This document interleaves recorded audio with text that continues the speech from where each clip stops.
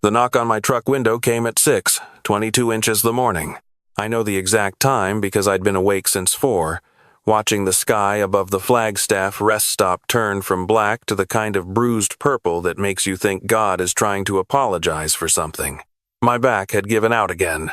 63 years old, sleeping across the front seat of a 2007 Ford F-150 with a rolled-up jacket for a pillow, and the only thing I could think was that my father had always said Arizona winters could kill a man who wasn't paying attention. The trooper was young, couldn't have been more than 28, with the kind of square jaw that made him look like he'd been designed for the uniform. He didn't look cruel, just careful. The way they all are when they don't know what they're dealing with. "License and registration, please." I handed them over without argument. When you're living out of your vehicle, you learn quickly that the fastest way to make a bad situation worse is to give a law enforcement officer any reason to look harder at you. My name is Frank Edward Harrison. I'm 63 years old. 14 months ago, I was the co-owner of Harrison Whitfield Construction, a company I'd spent 22 years building from a 2-man operation out of my garage into a regional firm with 41 employees and contracts across 3 states. We had a good reputation, the kind that takes a generation to earn and 10 minutes to destroy. Now I had a truck, a duffel bag, a cooler with 2 days of food in it, and a checking account with $214. The trooper walked back to his cruiser. I watched him in the side mirror the way I always did now, calculating the odds. I wasn't wanted for anything. I'd never so much as bounced a check in my life. But when you've been stripped of everything by someone you trusted completely, you start to question whether the world has any interest in playing fair. He was gone longer than seemed necessary. When he came back, something had shifted. He wasn't walking with that same easy authority. He was moving faster, and his face had an expression I couldn't categorize. Not suspicion, not concern exactly. Something I didn't have a word for. "Sir, I need you to step out of the vehicle. Is there a problem?" He didn't answer right away. He glanced back at his cruiser, then at me. "Sir, I ran your license, and it came back with a flag from the Arizona Department of Revenue." He paused. "There's a hold on your file, a significant one. I don't owe taxes. I haven't filed in the last year because I had no income to report, but I don't owe. It's not that kind of hold, sir." He shifted his weight. "I've never seen one like this, honestly. I need to make a call. Can you wait right here?" I stood at the side of the highway while he got back in his cruiser. Semi-trucks blew past every 40 seconds, each one sending a gust of cold air that cut right through my jacket. I was wearing 3 layers and still cold, and I was standing there wondering what a 63-year-old man had to do to get a moment's peace when the door to the cruiser opened again. The trooper came out, and behind him was someone who hadn't been there before. A woman, maybe 50, civilian clothes, carrying a leather portfolio. She'd pulled up while I wasn't paying attention in a car with state plates. "Mr. Harrison." She extended her hand. "My name is Diane Collier.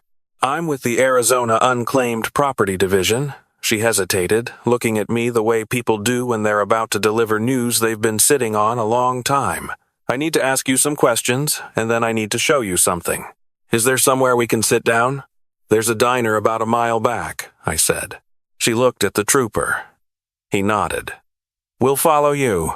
I drove that mile thinking about my father. I don't know why. Maybe it was the tone of her voice. Maybe it was something about the way the morning light was hitting the high desert scrub, turning it gold the way it used to look from the front porch of the house I grew up in, outside Holbrook, New Mexico. My father had loved that light. He used to say that a man who couldn't find something worth looking at in a New Mexico morning wasn't paying attention. I hadn't thought about that house in years. I hadn't let myself. Let me tell you what it takes to end up sleeping in a truck at a rest stop in Flagstaff when you're 63 years old. It takes trusting the wrong person. It always does. My best friend's name was Gary. We'd been close since the 8th grade, 46 years, the kind of friendship that survives divorces and business arguments and the slow grind of middle age. Gary was my best man when I married my first wife. I was at the hospital when his daughter was born. We fished together every September up in the White Mountains, same spot, same weekend, for 23 consecutive years. When I started Harrison Construction in my garage in 2001, Gary was the first person I called. He had a head for numbers, for contracts, for the business side of things that I'd never had patience for. I was a builder. I knew how to read a site and manage a crew and bring a project in on time and under budget. Gary knew how to turn that into a sustainable company. We made each other's strengths matter. By 2019, Harrison Whitfield Construction was pulling in $4 million a year in revenue. We had a commercial division, a residential division, a small infrastructure arm that did municipal contracts.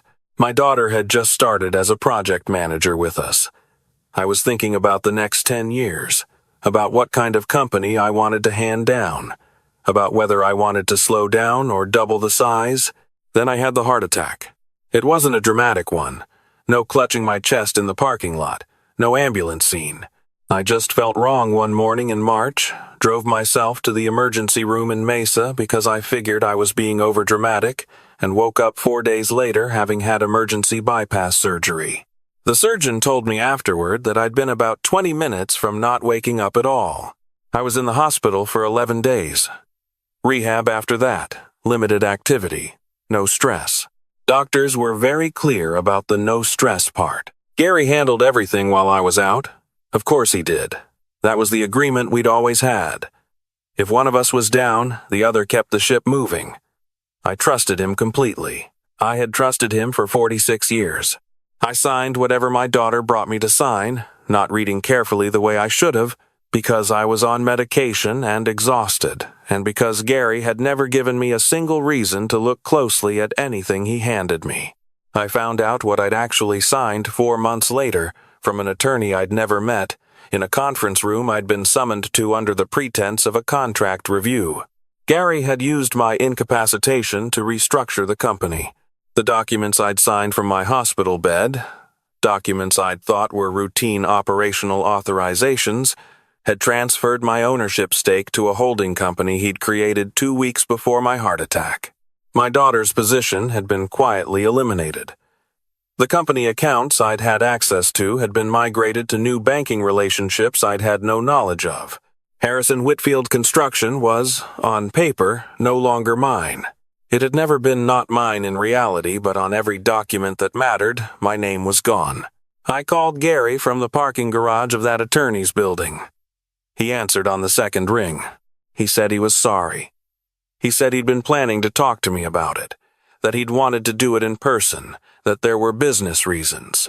He talked for a while in the careful, rehearsed way of a man who'd been practicing the speech for months. Then I asked him why, not the business reasons, why. There was a silence. "Frank," he said finally, "you built this company with your hands. I know that. But you never had the head for business. I've been carrying the strategic weight for 15 years, and you've been getting an equal split on everything." He paused. "Men like you die broke, you know that? Without someone managing the real work, you'd have been out of business by 2010. I just finally made the arrangement official. I want you to remember those words. Men like you die broke." I held on to them for the next 14 months like a stone in my pocket, something I could take out and look at when I needed to remember exactly what I was fighting for. The divorce had been finalizing around the same time, my second one, a casualty of the stress and the long hours that had defined my 50s. Between the legal fees for the divorce and the legal fees for challenging Gary's takeover and the medical bills that had started arriving while I was still in rehab, the money ran out faster than I'd planned for. The attorney advised me that litigation would take years and cost more than I could raise. My daughter had moved back to Tucson, doing contract work, scraping by. By November, I was in my truck. I'm not going to dress that up. I tried a motel for a while, then a weekly rental, then I ran the math and the truck made more sense. I was careful. I stayed at rest stops with good lighting, at truck stops where nobody asked questions, at the parking lots of 24-hour businesses. I kept myself clean and kept my clothes presentable and drove to the library to use the computers. I applied for work every day for 3 months before I accepted that at 63 with a recent cardiac history, The construction industry was done with me. I had $214 and a truck and the memory of my best friend telling me I was the kind of man who died broke. And then a state trooper knocked on my window. The diner was called the High Desert Grill. Vinyl booths, the kind of weak coffee that tastes like effort rather than flavor. A waitress who brought us menus without being asked and then left us alone, the way good diner waitresses always do. Diane Collier set her portfolio on the table and looked at me with the careful expression of someone who has rehearsed what they're about to say. "Mr. Harrison, I need to ask you about your father." His name was Edward Carl Harrison. He passed away in 2019. He did. February. And before he passed, he lived on a piece of property outside Holbrook, New Mexico, about 340 acres that had been in your family since the 1960s. My grandfather's land. We grew up there. She nodded. In 2018, a company called Meridian Resource Partners conducted a geological survey of the area as part of a larger regional study. She opened the portfolio. The survey identified significant extractable natural gas deposits across several parcels in that area, including your family's land. She slid a document across the table. Meridian approached your father about a mineral rights lease agreement in late 2018. My father never mentioned that. He may not have fully understood what was being offered. He was in his late 80s, Mr. Harrison, and according to the case notes, he had some cognitive decline by that point. Meridian's initial offer was low, and a legal advocacy organization that works with elderly property owners flagged the negotiation and intervened. They negotiated on your father's behalf, and the final agreement was substantially more favorable. How much more favorable? She looked at me steadily. Your father signed the final mineral rights agreement in November 2018. The initial payment, the signing bonus for the extraction rights, was $1.4 million. I set down my coffee cup. Your father died 3 months later, before the funds had fully cleared the estate process. He had no will. The estate went into probate, and because you were listed as the sole heir but were apparently unreachable through the contact information on file, the funds were transferred to the state's unclaimed property division, pending location and verification of the heir. I wasn't unreachable. I was right here. She nodded slowly. The contact information on file was a post office box and a phone number. The phone number was disconnected. The P.O. box showed no activity. I'd had a P.O. box for business mail. Gary had managed the business mail. The realization moved through me the way cold water does, all at once, everywhere. Gary had known. Gary had been intercepting the correspondence from the New Mexico probate court. Gary had let my father's estate sit in state limbo for years, uncollected, while I ran out of money and moved into my truck, while he operated the company we'd built together under his name alone. Whether he'd planned to claim the funds himself eventually, or whether he'd simply wanted to ensure I never got them, I didn't know. The result was the same either way. "Mr. Harrison?" Diane Collier was watching me. "Are you all right? I need you to tell me the current total," I said. "With interest and whatever fees." She turned a page in the portfolio. $1.4 million was the initial mineral rights payment. That has been in a state-managed interest-bearing account for 4 years. She set a single sheet of paper in front of me. The current balance, including all accrued interest, is $1,640,000. She paused. Additionally, the ongoing royalty payments from the extraction operation began 18 months ago. Those have also been accumulating. She pointed to a second number. The number underneath the first one was larger. Outside the window, the high desert was turning gold in the morning light, exactly the way my father always said it did. The verification took 6 weeks. DNA confirmation against records my father had provided to the Veterans Administration. Document authentication. An interview with the attorney who'd represented my father through the advocacy organization, a sharp woman in her 60s named Patricia, who'd fought Meridian down from a first offer that would have paid my father almost nothing. She remembered him. "He talked about you constantly," she told me in her Albuquerque office. She was looking at a folder. "He said you'd built a good life, that you were a builder. She smiled slightly. He was very proud of that. He kept saying his son had built things with his own hands that would outlast both of them. He never told me about the land deal. She nodded. He was worried you'd tell him not to take the money, that you'd think it wasn't necessary. She paused. He wanted it to be there for you when you needed it. He said something when we finalized the agreement. She looked at her notes. He said, "Frank never asks for help, so I'm leaving it where he'll find it when he's out of options. My father had been dead for 4 years, and he'd still found a way to show up when I needed him. The total, once all the royalty payments were included, came to $2,310,000. Not billions, not a fairy tale fortune, just enough.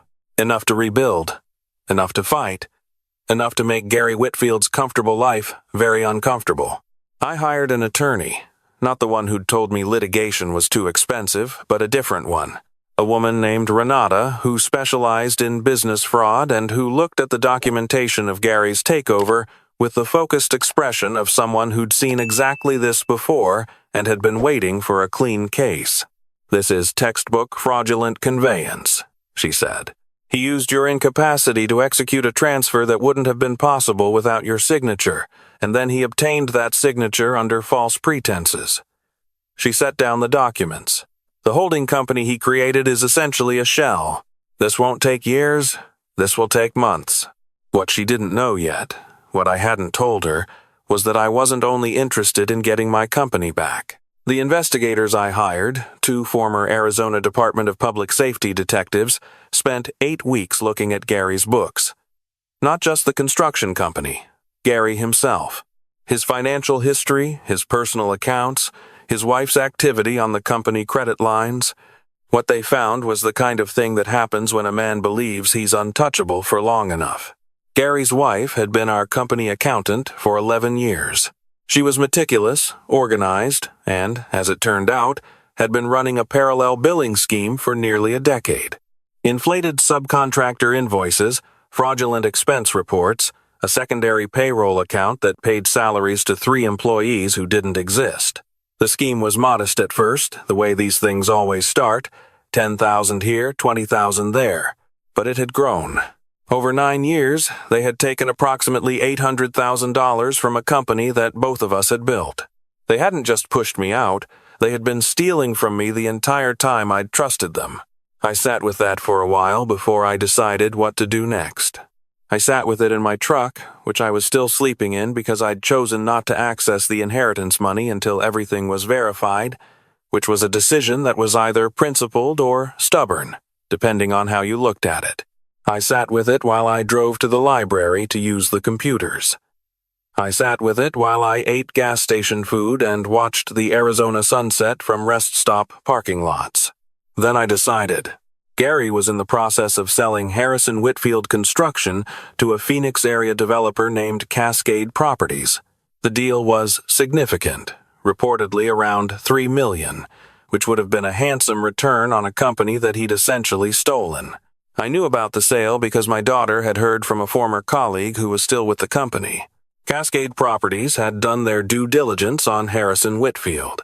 What they hadn't done was due diligence on the mineral rights situation in New Mexico or on the implications of an ongoing fraud case. I made one phone call to Renata. "Set up the meeting," I said. "Not a lawsuit, not a filing. A meeting. I want Gary in a room before anything gets filed publicly. I want to see his face." She was quiet for a moment. "That's unusual." "I know. He might lawyer up and refuse." "He won't. Tell him it's about the Cascade sale.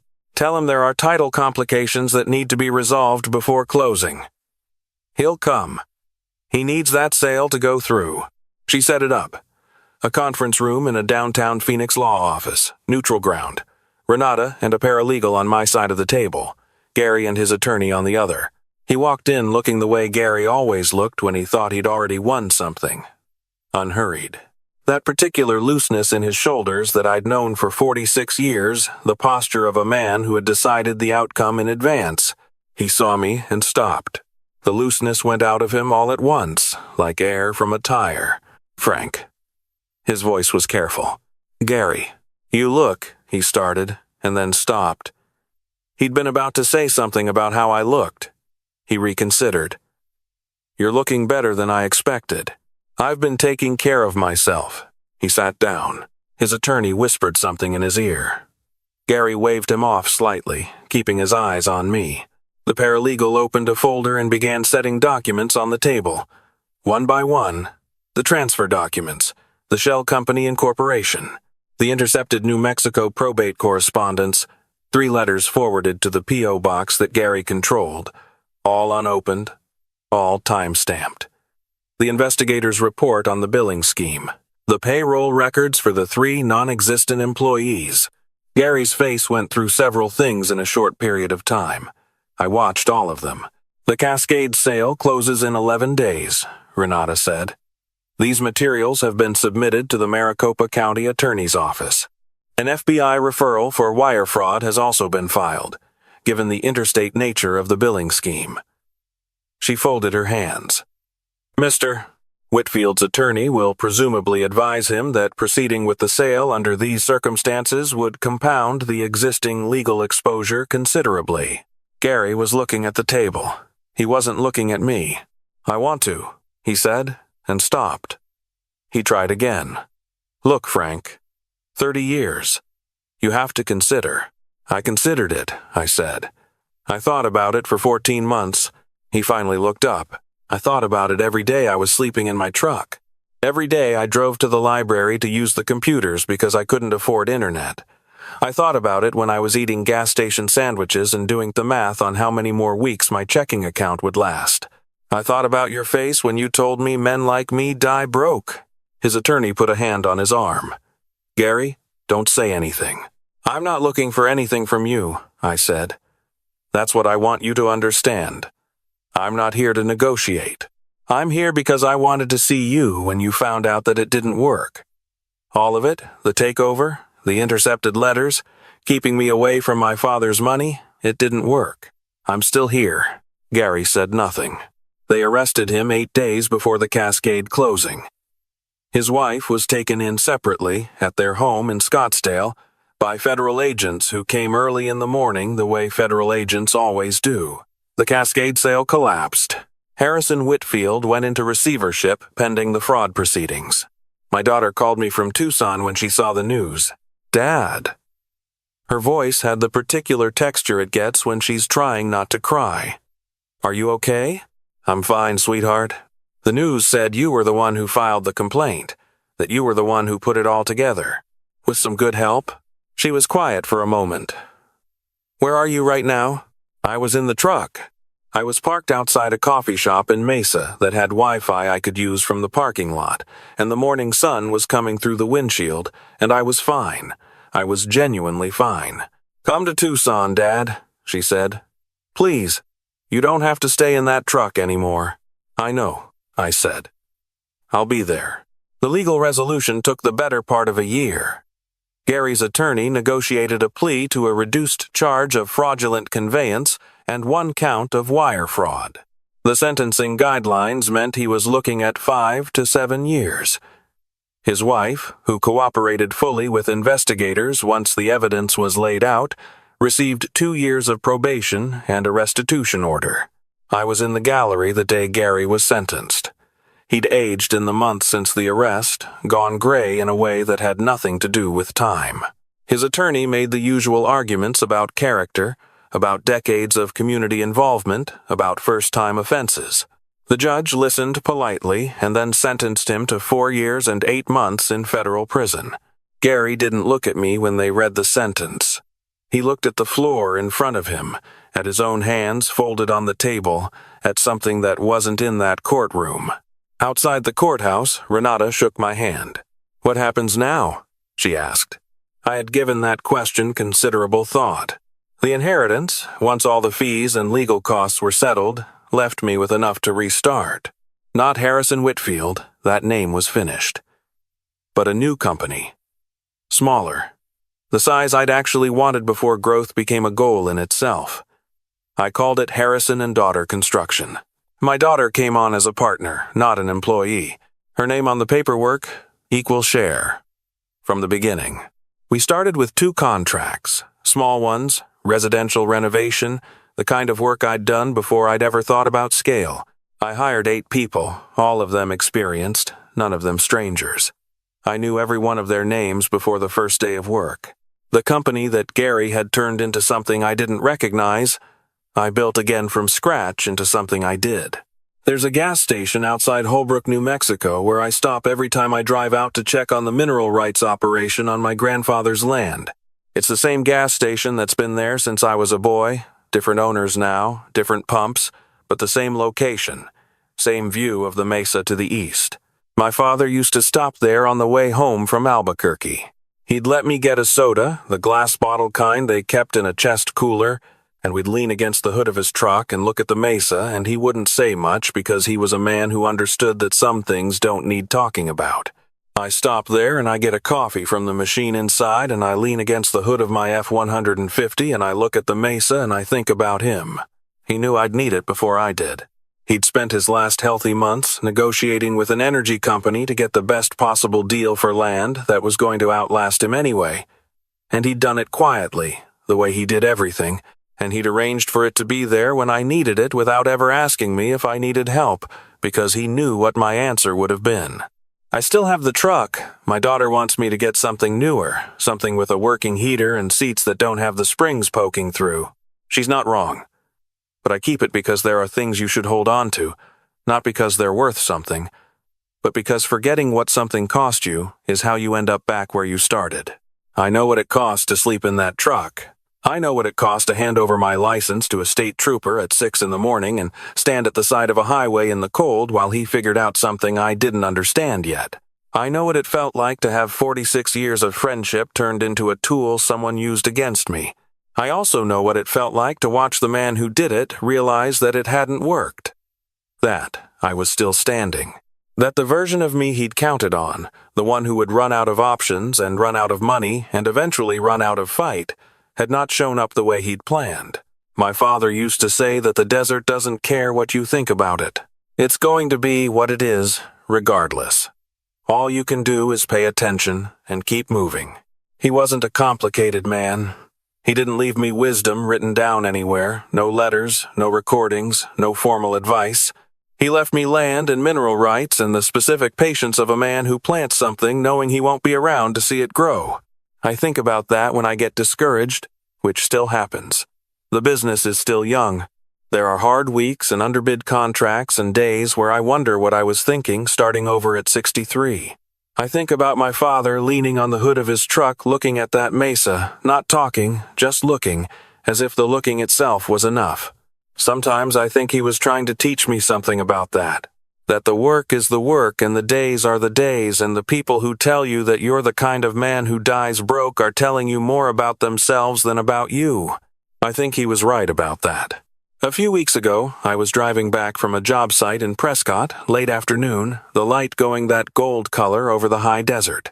My daughter called and we talked for a while about the next project, about a commercial renovation in Tempe we'd just been awarded, about whether we should hire a third project manager. Good conversation, the kind you have when you're building something with someone you trust. After we hung up, I drove in silence for a while. I thought about that trooper in the rest stop. I thought about Diane Collier and her portfolio and the number at the bottom of the page. I thought about Gary's face when he walked into that conference room and saw me sitting there. I thought about my father's voice telling a stranger in an Albuquerque law office that his son was a builder, that his son had built. Out here you find out pretty quickly who you are, not because the desert is poetic about it. Just because there's nowhere to hide and a lot of time to sit with yourself, and eventually you either know or you don't. I know. I'm a builder. I always have been. And the things worth building, the things that actually last, don't come from what someone hands you. They come from what you refuse to put down. So I'll ask you something, because I mean it, not as a rhetorical flourish, but as a real question from one person to another. Has there ever been someone in your life who looked you in the eye and told you who you were going to be? Someone who decided, on your behalf, that you'd already hit your ceiling, that you were the kind of person things happen to rather than the kind who makes things happen? What did you do when they said it? I'd like to know. Leave it in the comments. I read every single one, and I mean that, because the reason I told you this story is the same reason my father made that call to the energy company without telling me. Not to impress anyone. Just to leave something useful behind. If you know someone who's in the middle of their worst stretch right now, who can't see past the next week, share this with them. Not because the story has a tidy ending.